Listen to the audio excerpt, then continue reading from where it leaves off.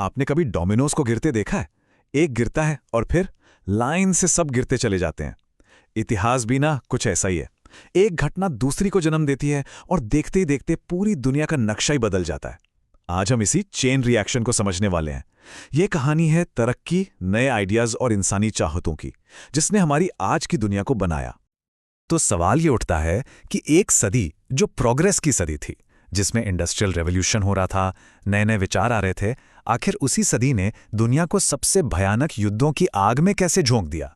ये एक पहेली जैसी लगती है ना? और इसका जवाब एक एक करके गिरते डोमिनोज में ही छिपा है। चलिए जरा 19वीं सदी की दुनिया में चलते हैं। यहां पर सीन कुछ ऐसा था कि एक तरफ तो पुराने साम्राज्य अपनी आखिरी सांसें गिन रहे थे और दूसरी तरफ नई ताकतें, नई उम्मीदें और नए खतरे सिर उठा रहे थे। असल में यहीं से उस कहानी की स्क्रिप्ट लिखी जा रही थी, जिसका क्लाइमैक्स बहुत ही भयानक होने वाला था। तो चलिए कहानी को शुरू से शुरू करते हैं। आखिर ये सब हुआ कैसे? देखिए, सब कुछ दो बड़ी ताकतों से शुरू हुआ। पहला था राष्ट्रवाद यानी नेशनलिज्म, और दूसरा था औद्योगिकरण यानी इंडस्ट्रियलाइजेशन। आप कह सकते हैं कि ये वो दो इंजन थे जिन्होंने इतिहास की ट्रेन को एक बिल्कुल नई और काफी खतरनाक पटरी पर दौड़ा दिया। समझिए, लोगों की सोच में एक बहुत बड़ा फंडामेंटल बदलाव आ रहा था। पहले क्या होता था? लोग कहते थे हम फलाने राजा की प्रजा हैं। उनकी वफादारी एक इंसान, एक राजा या जमींदार के लिए होती थी। लेकिन अब ये सोच बदल रही थी। लोग कहने लगे हम एक देश हैं, एक राष्ट्र हैं। वो खुद को एक भाषा, एक कल्चर, एक इतिहास से जोड़ने लगे थे। बस यहीं से पुराने रजवाड़े खत्म होने लगे और नए देश, जिन्हें हम नेशन स्टेट्स कहते हैं, बनने शुरू हुए। और इसी नए आइडिया को कहते हैं राष्ट्रवाद या नेशनलिज्म। और यकीन मानिए, ये आइडिया बहुत पावरफुल था। इतना पावरफुल कि ये लोगों को एक साथ ला सकता था, उन्हें एक देश बनाने के लिए प्रेरित कर सकता था। लेकिन इसी आइडिया की वजह से दूसरे देशों के लिए नफरत और कंपटीशन भी पैदा हो सकता था। मतलब ये एक दो-धारी तलवार की तरह था। अब बात करते हैं एक ऐसे शख्स की जिसने इस आइडिया को हकीकत में बदल दिया। इनका नाम था ओटो वॉन बिस्मार्क। ये एक बहुत ही चतुर नेता थे। उन्होंने नेशनलिज्म की ताकत को पहचान लिया था और इसी ताकत का इस्तेमाल करके उन्होंने जर्मनी के बिखरे हुए छोटे छोटे राज्यों को एक साथ जोड़ा। उनकी पॉलिसी का नाम था ब्लड एंड आयरन, यानी खून और लोहा। उन्होंने दुनिया को दिखा दिया कि राष्ट्रवाद के नाम पर जंग कैसे लड़ी जाती है और जीती भी जाती है। तो ये तो हुआ पहला इंजन। अब बात करते हैं दूसरे की, इंडस्ट्रियल रेवोल्यूशन की। सोचिए, यूरोप में बड़ी बड़ी फैक्ट्रियां लग रही थीं। अब इन फैक्ट्रियों को 24 घंटे चलाने के लिए क्या चाहिए? कच्चा माल, जैसे कोयला, लोहा, कपास।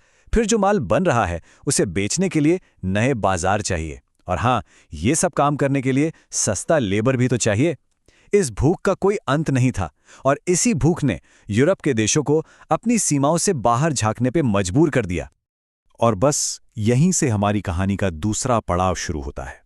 जब नेशनलिज्म का जोश और इंडस्ट्रीज की भूख, ये दोनों चीजें एक साथ मिली तो एक नई और बहुत खतरनाक चीज पैदा हुई, साम्राज्यवाद यानी इंपीरियलिज्म। अब पूरी दुनिया में एक रेस शुरू हो गई। किस चीज की रेस? रिसोर्सेज और पावर की। ये जो नक्शा हम देख रहे हैं, ये उस दौर की कहानी खुद बताता है। देखिए कैसे यूरोप की बड़ी बड़ी ताकतों ने, जैसे ब्रिटेन, फ्रांस, जर्मनी, अफ्रीका और एशिया को मानो एक केक की तरह आपस में काटकर बांट लिया। और अब ये रेस सिर्फ पैसे या रिसोर्सेज के लिए नहीं थी। नहीं, अब ये इज्जत का, ग्लोबल प्रेस्टीज का सवाल बन गई थी। और इस रेस में हर कोई अपने अपने मतलब से दौड़ रहा था। जैसे ग्रेट ब्रिटेन, उसे अपने ग्लोबल ट्रेड के लिए भारत जैसे देश चाहिए थे। फ्रांस के लिए अपनी नाक ऊंची रखने यानी नेशनल प्रेस्टीज की बात थी। जर्मनी इस खेल में थोड़ा लेट आया था तो उसे अपने दुश्मनों की बराबरी करनी थी। और उधर एशिया में जापान मॉडर्नाइज होकर एक रीजनल सुपर पावर बनना चाहता था।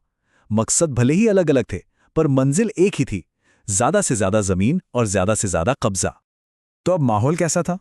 चारों तरफ दुश्मनी, कंपटीशन, और इन देशों ने आपस में ऐसी ऐसी सीक्रेट संधियां कर रखी थीं कि पूरा यूरोप एक बारूद की ढेर पर बैठा था। बस एक चिंगारी की देर थी और वो चिंगारी लगी। अब डोमिनोज की लाइन गिरने ही वाली थी। और फिर जो हुआ वो यकीन करने लायक नहीं था। सब कुछ बहुत तेजी से हुआ।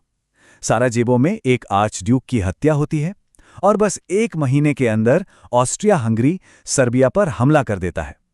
इसके बाद तो मानो सारे अलार्म्स एक साथ बज उठे। वो जो संधियां थीं वो एक्टिवेट हो गईं और एक के बाद एक जर्मनी, रूस, फ्रांस, ब्रिटेन सब इस जंग में कूद पड़े। जो एक छोटी सी लोकल लड़ाई थी वो कुछ ही हफ्तों में वर्ल्ड वॉर बन गई। ये जंग सिर्फ नक्शों पर नहीं लड़ी जा रही थी, इसका असली असर तो इंसानों पर हो रहा था। लाखों सैनिक एक अजीब सी बीमारी का शिकार हो रहे थे जिसे तब शेल शॉक कहा जाता था। आज हम इसे PTSD कहते हैं। सोचिए, जंग के जख्म सिर्फ शरीर पर नहीं थे, वो लोगों के दिमाग और उनकी आत्मा पर थे। ऐसे जख्म जिनका असर आने वाली कई पीढ़ियों ने महसूस किया। खैर, 4 साल बाद ये भयानक युद्ध खत्म हुआ। सब ने शांति की सांस ली। लेकिन जिस शांति समझौते पर साइन किए गए वो असल में शांति नहीं बल्कि अगले और भी ज्यादा बड़े महायुद्ध के बीज बो रहा था। ये एक ऐसी शांति थी जो टिकने वाली नहीं थी। वर्साई की संधि।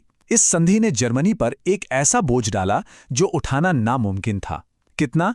132 अरब गोल्ड मार्क्स का जुर्माना। जरा सोचिए इस रकम के बारे में।